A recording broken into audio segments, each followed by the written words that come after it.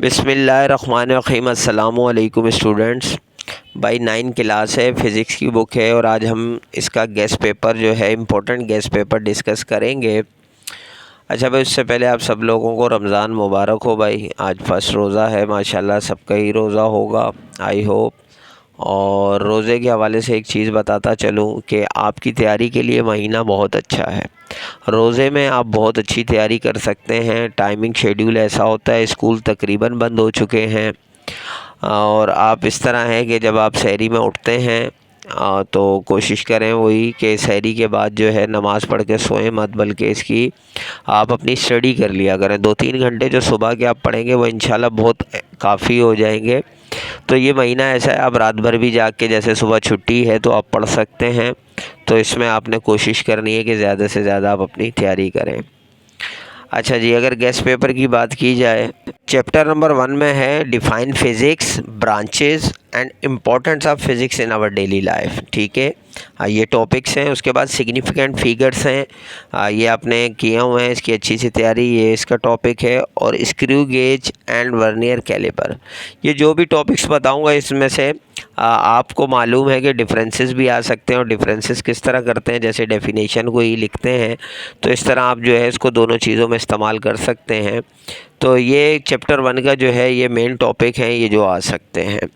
अगर चैप्टर 2 की बात की जाए तो इसमें scalar and vector quantity, speed and velocity, difference भी आ सकते हैं, डेफिनेशन भी आ सकती हैं। First and third equation of motion, types of motion और डिस्टेंस एंड डिस्प्लेसमेंट, ये भी आपको पता है डिफरेंस में भी आता है और इसकी डेफिनेशन भी आ सकती है। तो दोनों तरफ से आपने इन टॉपिक्स को अच्छे से समझना है और तैयारी करनी है ताकि आप दोनों जगह लिख सकें। असल यही मेन चीज़ है। बच्चे क्वेश्चन ज़रा सा लेंदी क्या आता है, कुछ वर्डिंग चेंज होती है तो बच्चे प्रॉब्लम में आ जाते हैं।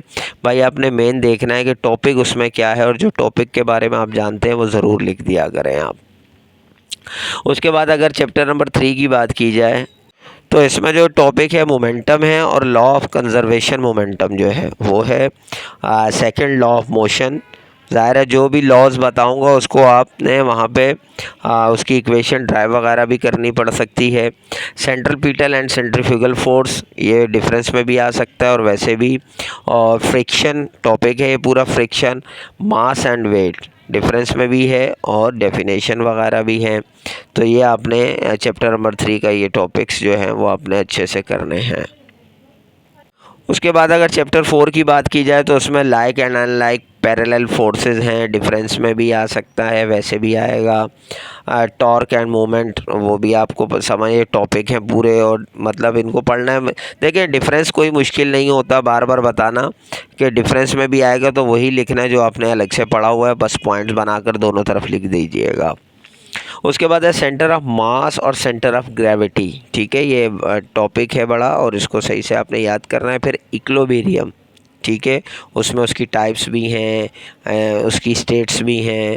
फिर है कपल है, फिर रेजोल्यूशन ऑफ फोर्सेस। ठीक है, तो ये चैप्टर 4 के जो मेन टॉपिक्स हैं और आपने इनको सही से देखना है। उसके बाद चैप्टर 5 की बात की जाए तो force and extension of spring.